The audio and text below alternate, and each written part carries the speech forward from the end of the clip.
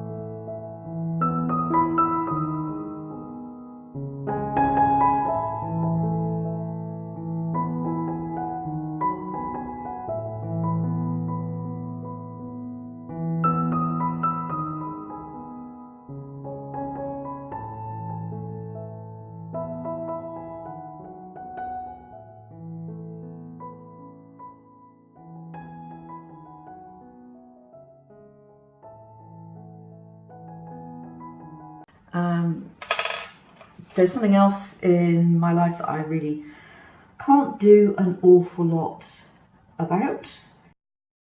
I am going to put the flower centres in first because I do want those to actually be yellow. So I'm just going, woo, oh whoa, that is a bit too yellow. That's a fluorescent yellow. Picked up the wrong one. Okay, whew. Right, let's put some yellow in here.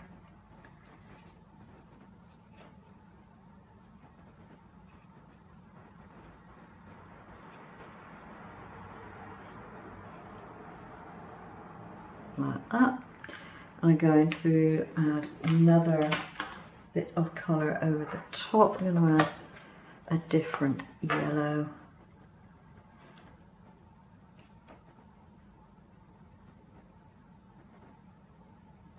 Just to make it look a little better.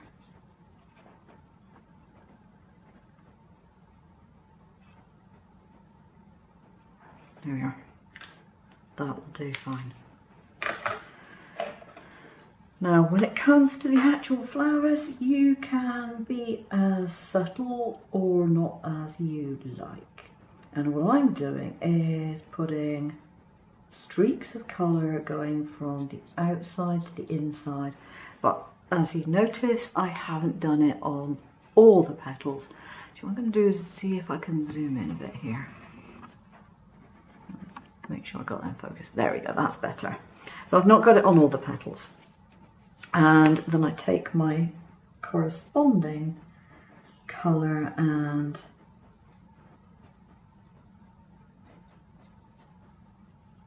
put some more colour in. Now I'm not colouring in the petals, look, you know, just put the colour on there.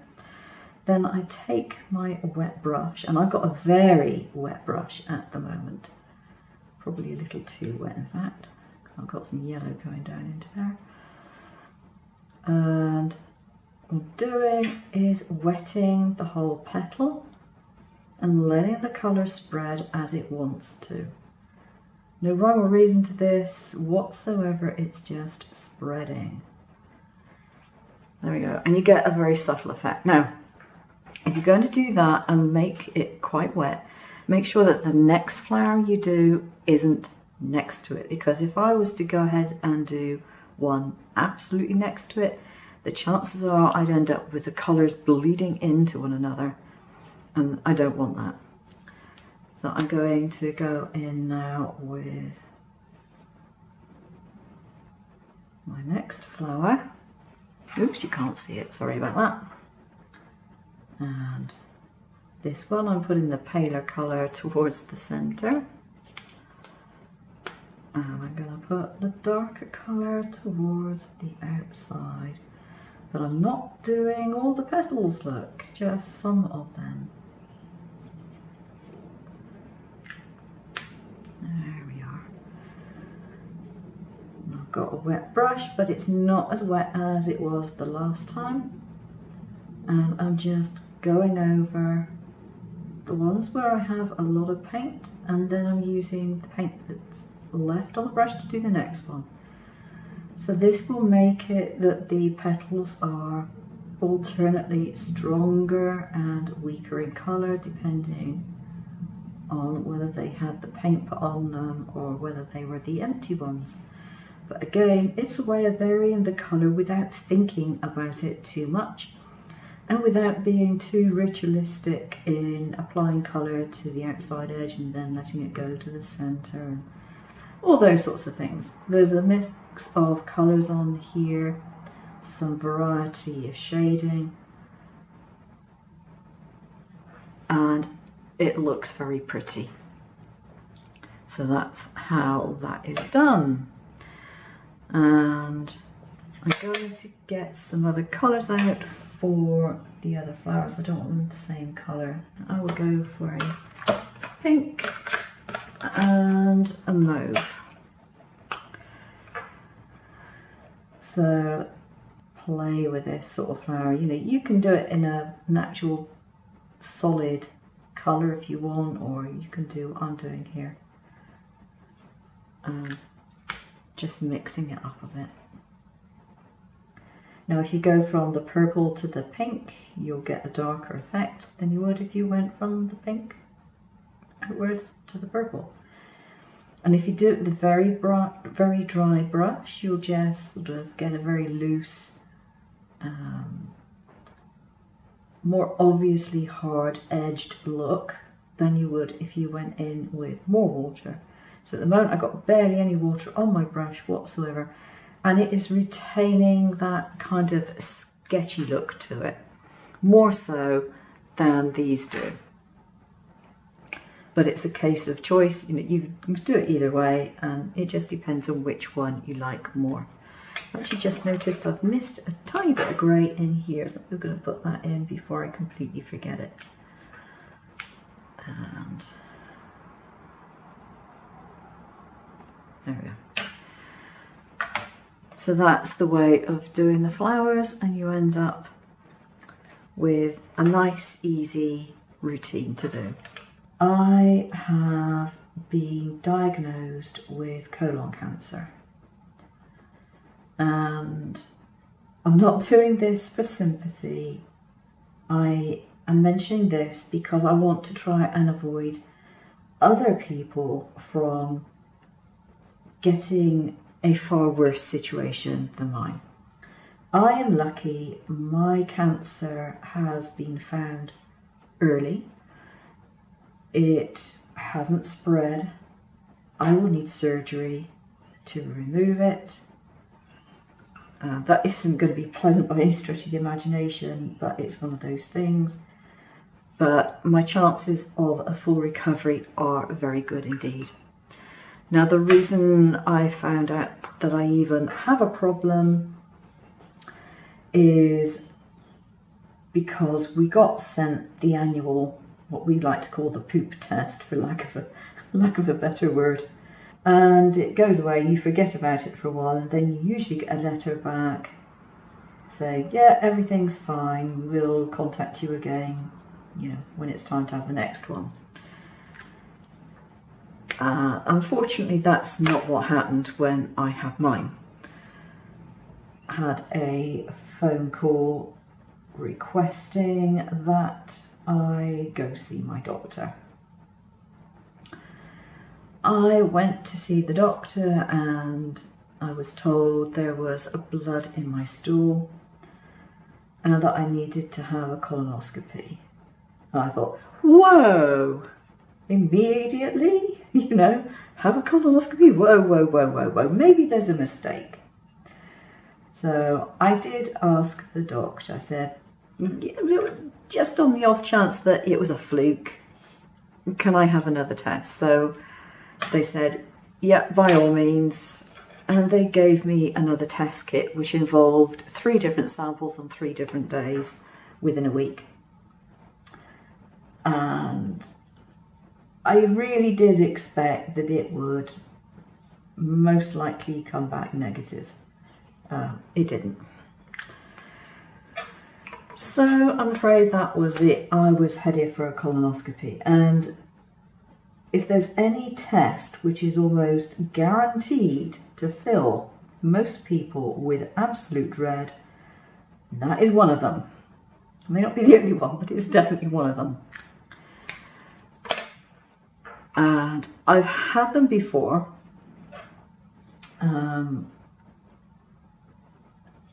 And it depends on where you go as to how they are done, from what I gather. And I wasn't going to be having it done in the same place, and I was concerned that they might not actually give me an anaesthetic to put me out completely. And so I was completely worried, you know, while I was waiting for this procedure to be done.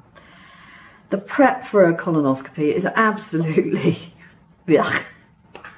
It involves a very restricted diet for a few days. Now, I don't, you know, it's not wonderful, but I can put up with that. It's the prep that you have to do immediately beforehand, which I dislike intensely and find very hard to put up with. and you get given generally sachets of things to mix into water, and you have to drink 2 litres of this stuff within a certain period of time. And you know, it doesn't taste foul, it's just not the nicest of stuff to have to drink. And I find it difficult to drink that amount of liquid in that amount of time anyway. But, you know, I've done it before, I knew what it was going to be like, I did it again, it was okay, and so I went in for the colonoscopy. So I went into my local hospital and waited a little while and then was called. And they were very, very nice, very pleasant lady. Spoke English. I mean, I do speak some Spanish. It's not brilliant, but I could get by with that sort of thing in Spanish. And so she asked me to get ready in this changing room and then to come into the prep room.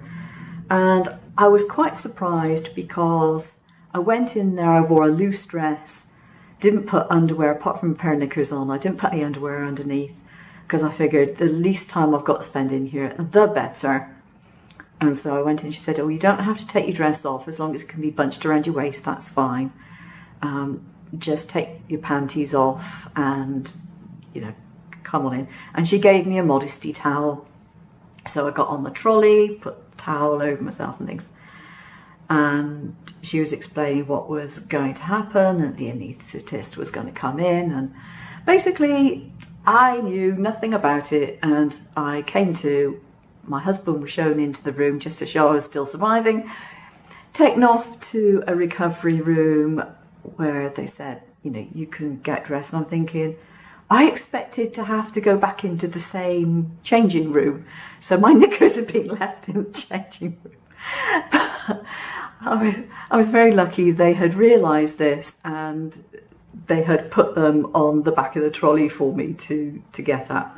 So I was thinking, oh, this is so embarrassing. But they were very, very good about it. So I had the test and they said to wait for the doctor. The doctor would be having a word with me afterwards. So we then had a consultation and I was told that I had a large polyp in the bowel and they had taken a biopsy. They needed to wait for the results of the biopsy, but that I would need surgery to remove it. And a couple of weeks later, I got called into the hospital and I was told it's cancerous. But the good news is that they got it early. It hasn't spread as far as they are aware. Oh, in between whiles, they gave me a CAT scan of the abdomen and the chest. I forgot to mention that. They had me in for a CAT scan and did that. That was fine. They injected me with a contrast medium and I've had a CAT scan before. That was fine, no problem. And it only took something like 5 minutes and I was out of there and said, right, you know, you can go home. So I was called back from that. The hospital telephoned and said, you know, we've got an appointment for you with the consultant. And I went back and got told the unfortunate news that it is cancerous. So the reason I'm mentioning this is because I didn't have any symptoms.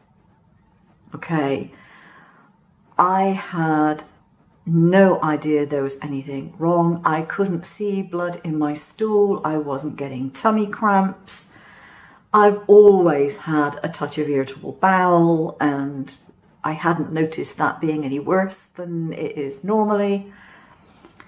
So, you know, I didn't have any cause for worry before I had these tests. And so the reason I wanted to actually tell you about this is that, you know, if you get offered a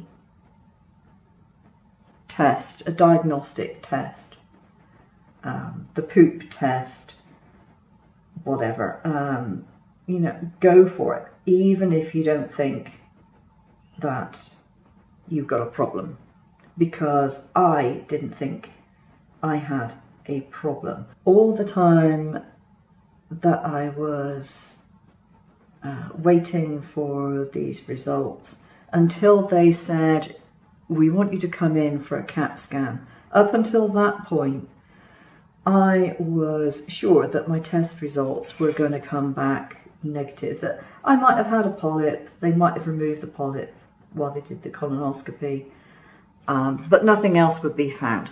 That was my take on it, because I didn't have any symptoms. So I mention this in the hope, let me just put that out. There we go, that's better, you can see the whole thing. That you won't let embarrassment stop you from having these tests. I have every confidence that I will at some point have the surgery, it will be removed. There is a very, very good survival rate for colon cancer if it's caught early enough, and that I will be fine. No, it's not going to be pleasant, but it's better than the alternative. So, you know, if you get offered one of these tests, or if you think you might be at risk factors can include a lot of things, including people in your family who've had cancers of various sorts. If you have ulcerative colitis, if you have irritable bowel syndrome, if you've had previous polyps removed, all those sorts of things can affect your risk factor. And yeah, I mean, the test, you know, going for a colonoscopy, if they put you out for it, you don't know anything about it, nothing to worry about. CAT scans, they're painless. The only reaction I had to my CAT scan, oddly enough, was I ended up with a rash on my inner thigh, on just one thigh, on my right thigh. It developed this rather angry looking rash, and then it looked like a bruise, and then it went away. And the only thing I can think of that caused that was the contrast material. But previously, when I'd had a CAT scan, I had no reaction to it whatsoever. So maybe it was, maybe it wasn't. But it is worthwhile to get this test done just to make sure that you're not going to be one of the unlucky ones who finds it too late for anything to be done. Okay, that is it. I have my card front done now. I think that's quite pretty. I think I will leave it just with the grey background. Now, the other one that I did is this one where I coloured all the background, used different flower stamps, and I used a warm grey background on this instead, and I've added some gold dots in the background, and it's just a brighter version than something like this one. But you could see how easy they are to do. If you have the watercolour brush pens, whether it be Chromatech ones or other ones, I imagine is similar. And it's a very relaxing thing to do. It's the sort of thing I can just do without really thinking about it, and I still get a pretty result. So there we are, that's it. 2 card fronts, and I hope you'll take heed of what I've said. Thanks for watching, take care now, bye bye.